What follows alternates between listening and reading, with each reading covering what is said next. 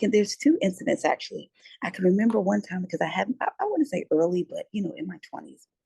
And I remember saying to myself, okay, I don't have any money for diapers. Like you, you have to get to a point where the norm is not okay. And so I Mhm. remember I was like, I don't have any money for diapers. And I had to break my piggy bank to get money for diapers. And I said, this is not going to happen.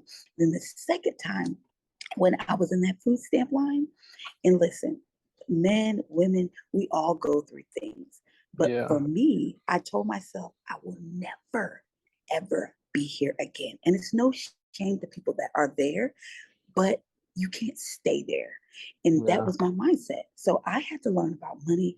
I had to learn about finances. For a long time, I screamed, no one's teaching me this. Why did they teach me financial education in high school? Because they didn't want us to know.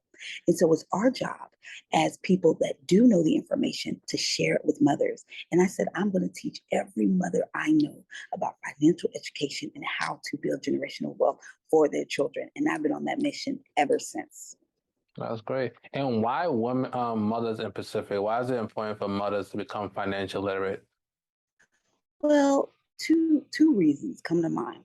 Number one is because mothers are the first teachers in the home. And so Uh, we have, as mothers, we must learn about finances so we can teach our children. I actually started a money school at my house, and I brought the cousins in, and I used to teach every weekend to my children different aspects of assets. Me and my daughter, she's 9 now, but when she was 6, we had a song. Me and my son, he was learning about stocks. So mothers are like the first component to learning in the home. And then the second thing is when you are a single mother, a married mother, it really doesn't matter, especially single mothers. You need to know how to allocate your money properly because, you're the only one there. And so it's really important for, single mothers, especially, but even married mothers, because, when you are a partnership with your husband, you need to know about finances. A lot of married mothers make the mistake of, okay, well, he makes the money, he needs to know everything. No, you have to know yourself.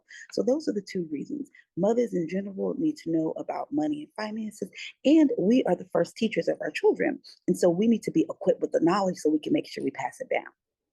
No, you're 100% right on that. And I want to ask, as for someone who may be a mother listening to this, what would you say is the first step or the first thing they should do in terms of Mhm. learning about financial literacy and building generational wealth? Well, I always say, okay, so I'm going to tell you um, um, that in terms of like learning aspect, and then I'm going to tell you what they should be focusing on. So the first thing is to pick up a book. I always tell people pick up some books, and I'm going to give some books. Of course, Rich Dad Poor Dad by Robert Kiyosaki, and actually he has a whole series. He's been writing books. That's not his first book. That's actually his second book. But from that book to now, he has so many different books.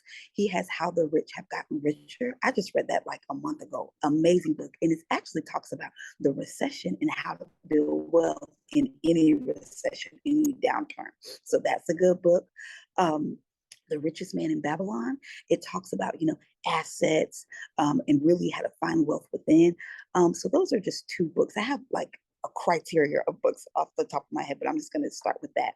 And the second thing that a mother needs to do to get started is focus on her credit. I know that might sound okay. Well, how does that have anything to do with financial education? When you understand the credit game and how you can use it as leverage to catapult your family, a woman that has good credit is a woman that has leverage. So if I was telling a woman just starting out, I would say start focusing on your credit, especially if she's starting zero. She might not have no money. She's like, but what do I do? Start building that credit. Then you're going to start saving, and then we're going to start going in assets. But the first thing, ma'am, is to understand credit. No, that's well said. And I wanted to ask, can you mention something earlier about in terms of mindset? When you had those two different Mm, experiences with the piggy bank and when you was at the EBT line, what yeah. allowed you to change your mindset? Like, what was that mindset change or what mindset shifts? Like, say, this is not going to be me ever Mm, again. I need to be on the other side, and become yeah. wealthy for my kids, help them live a better life than I'm currently living. Yeah. Well, okay. So we got to take it back a little bit. So I grew up middle class, like upper middle class. My father is Nigerian. And so they definitely instilled in me who I am at a very, very young age. So even though I, quote unquote, failed, which really wasn't a fall, actually, everything is opportunity. But even though I felt like that, I knew exactly where I belonged and who I was. And so my mindset kind of went back to that childhood. The second thing was in that transition, right, of my life, I started really getting connected with God. And and just take it back, my father's a Catholic, so I've always been to church, and dum, and you do that whole thing. But when I but when I went through that, I built a relationship. And so when you start really reading the Bible and start like feeling God's the Holy Spirit inside of you, I was like, I God told me I'm supposed to be wealthy. I know that might sound crazy, but God told me that, the riches and glory are laid out for his children, and so I felt that, right? And so that made my mind change. Me reading the Bible and realizing who I am. I couldn't like when you know who you are, you can't stay in mess. It can be a message for you, or your test can be a testimony. But that was like really my mindset shift, like remembering who I was, and then also really reading the Bible and saying, okay, God wants us to be wealthy, not just for ourselves, but to help other people. And so that was like my mindset change. No, that's really great, and it's good that you had that mindset and change because I can just imagine women who will listen to this podcast interview, like you mentioned, even married or single women, they have this perspective that a man always has to provide financially, and as a Yeah. result, they don't necessarily get into understanding finance or understanding how to run a home in terms of financially. So, how would you like to I guess the actual steps, and once they have the mindset, what should they do? Like, what kind of, you spoke about credit. So how should they go about building their credit if you would start off there? You could start off there. Yeah, okay. Okay, so you asked some good questions, and I want to say five things that once they kind of, I guess become enlightened, these are the five things that they need to work on.